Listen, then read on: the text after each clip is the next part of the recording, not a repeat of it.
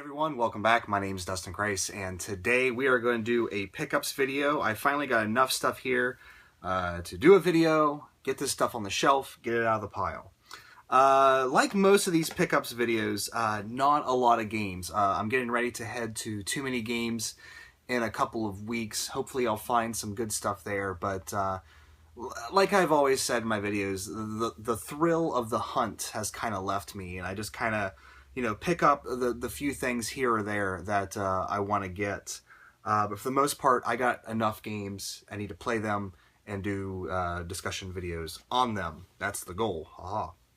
But anyway, I did pick up a few things. Still haven't played the first game in this little sub-series, but I'm a sucker for these Day 1 Atlas editions.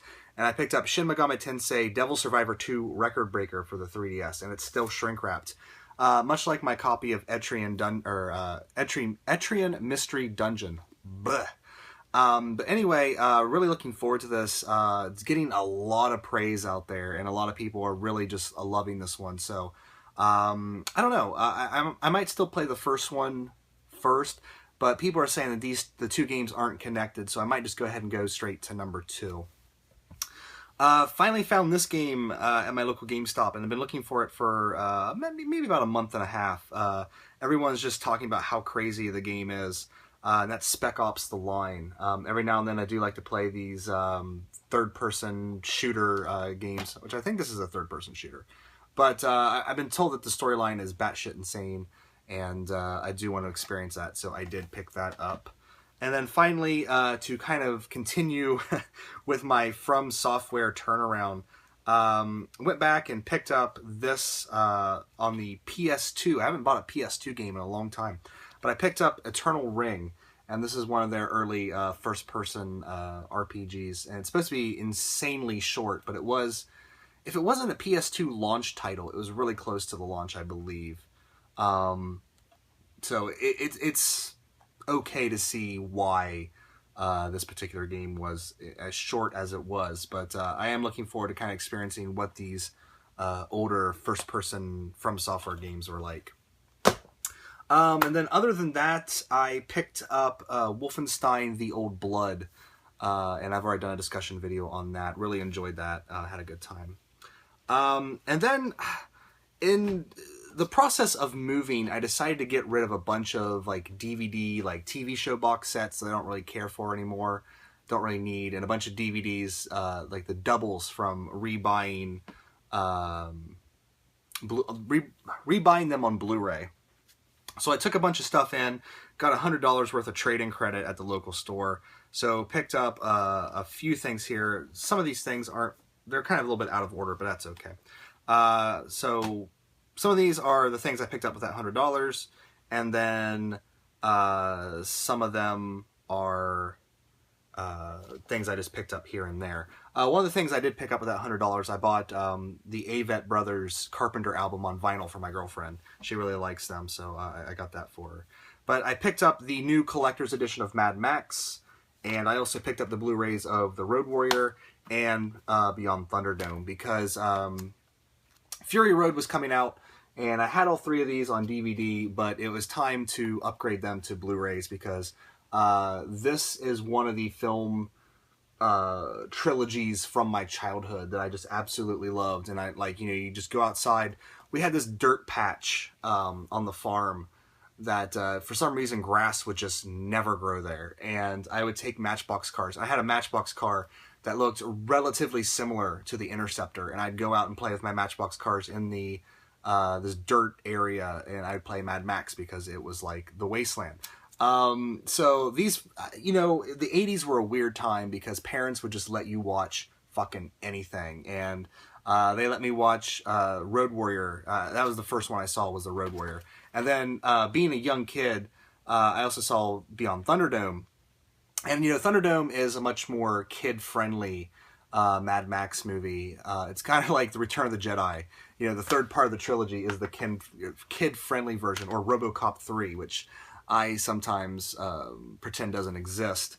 It's the more kid-friendly version, because by the time the first one comes out, you know, makes it splash. The second one comes out and makes things even bigger, and then by the time it gets to this, it's a big Hollywood production. So, but I love the Mad Max trilogy, now a quadrology, is that how you say it? And Fury Road is perfect if you guys haven't seen Fury Road yet. Got this because I just needed to complete the set, watched it, and these movies are okay. They're not as good as the original trilogy, but it's weird. I'll talk about it here after I introduce it. And that's The Hobbit, The Battle of the Five Armies. These are weird because they're nowhere near as good as the Lord of the Rings trilogy. But when you think about it, that's great for what they are because, you know, much like the Star Wars trilogy, somewhere down the road, people are going to watch these in order and probably watch the Hobbit movies first because they come chronologically first. So while I got to the end of this one and it just kind of felt... It didn't feel like a complete journey. It felt like they were setting something else up, which is actually pretty perfect for Return of the King when you get to the end of that and it just feels like something massive, like this massive era is passing, and that's how it should feel. And so on the one hand, it's okay that the Hobbit movies don't live up to the Lord of the Rings movies because they're prequels and it's supposed to get better as you go, right? Right. But killing Smaug in the first 10 minutes, they really should have just ended Smaug's story in the second movie. Why would... I mean, I know you want to have the big, you know, the big cliffhanger ending, but come on, you know, get it going. And then this is really... Well, I enjoy this series too, but it's really more for my girlfriend. We picked up The Hunger Games Mockingjay Part 1. I actually really do like this series. I've never read the books, but I enjoy the movies. I don't think anything's going to beat Harry Potter as sort of a young adult book series / movie series, but these ones are pretty damn good and pretty dark.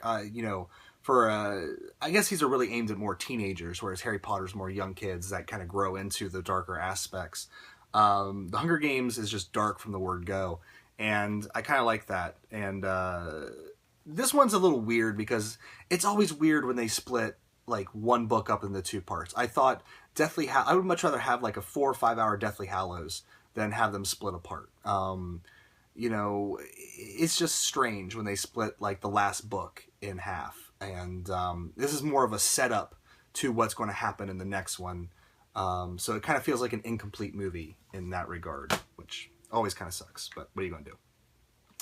I got this with the big group of movies that I got, and I've been wanting to watch it, and I just haven't found the time, and that is The Edge of Tomorrow, or I guess they're now going with the original title, which is Live, Die, Repeat, which is kind of weird. I've never really heard of a movie coming out with one title, and then when they release it on home video, they try to change the title of it, because, I mean, if you look at the cover here, it doesn't even say Edge of Tomorrow anywhere. It's just right down here. So it's a bit odd that, you know, they kind of changed the title in the movie. But I love watching... I think Tom Cruise is batshit crazy, but I'll watch him in anything. And I think this movie looked really interesting, so I'm really looking forward to watching it. Picked up a couple oldies here. Got this for $2, brand spanking new, and that's Revolutionary Road. I'm a big Mad Men fan, and this is the book that this is based on. The creator of Mad Men has said that if he had known about the book before he wrote the pilot for Mad Men, he would not have written Mad Men, because this is basically Mad Men kind of distilled into a 2-hour movie.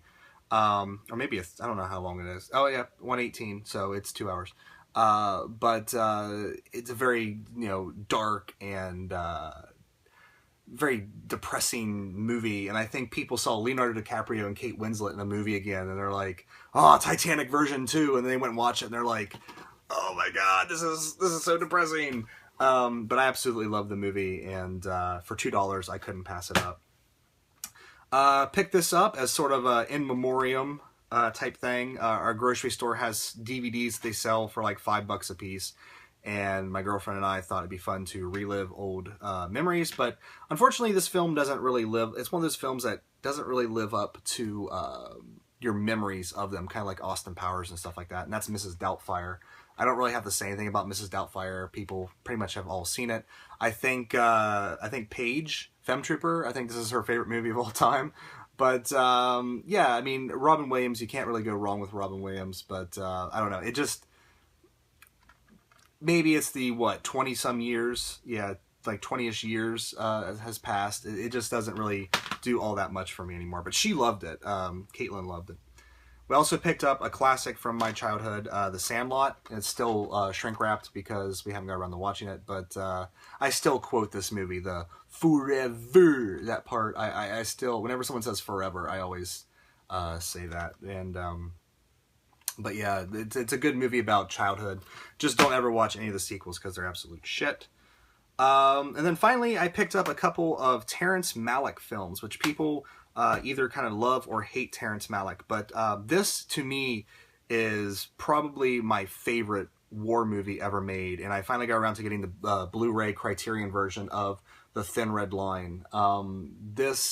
I think this movie is a masterpiece. And it is, I mean, it came out the same year as Saving Private Ryan.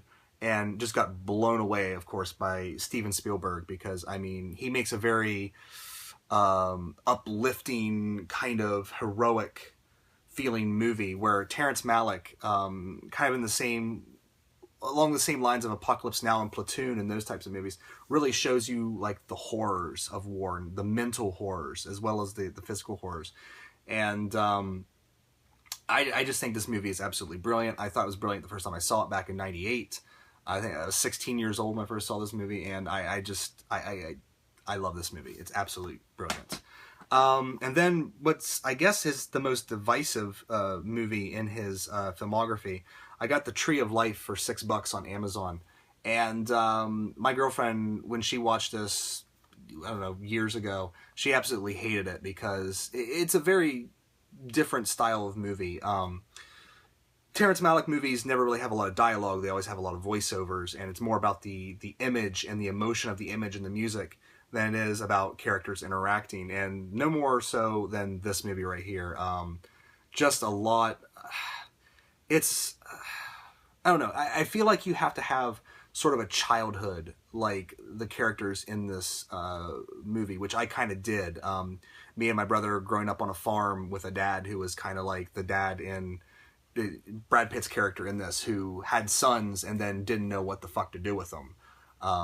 You know, that's kind of the thing. And the struggle between the mother and the father, and which path the son is going to take, and you meld in all this in the birth of the cosmos and things like that. It's a very ambitious, artsy-fartsy movie. But for some reason, it really connected with me, and I really enjoyed it, and I actually really want to watch it again. So if you haven't watched any Terrence Malick movies, I definitely suggest The Thin Red Line or The New World. I think those are the two easiest ones to get into. I haven't watched all of his films. I still need to watch the older ones and a lot of the newer ones, but I really do like his style. On the book front, I haven't picked up The Witcher 3 yet, but I did pick up books 3 and 4 in the Witcher series. So I have Time of Contempt and Baptism of Fire. And before I start reading these, it's been a while since I've read the other stories and the other two books. So I think I'm going to start the whole series over again and then get into it that way. But if you like the games, you're going to absolutely love the books. Just Geralt is a great character, and the world is just fantastic. So I'm looking forward to getting The Witcher 3 at some point, but I kind of want to go beat The Witcher 2 first. And then finally, I picked up a couple little knickknacks here. I saw these, GameStop is doing this thing where they're starting to sell trend stuff now, and I saw these there, and I had to get them. I got myself, I don't remember what they call these figures, but I got myself a little Malcolm Reynolds from Firefly. I thought that was just way too cool that they did Malcolm Reynolds from a failed TV show and a failed movie. And then I found this little RoboCop figure, so I had to get him as well. But that's really it. That's all I've picked up for, I don't know, since the last pickup video. And really, I don't know of anything big on the horizon here coming up. So I guess I'll just keep plugging away at the wall behind me and the shelves around me. and keep doing that until stuff comes out that I actually really want to buy. But yeah, that's it for this video. So I want to thank you guys so much for watching. Take care.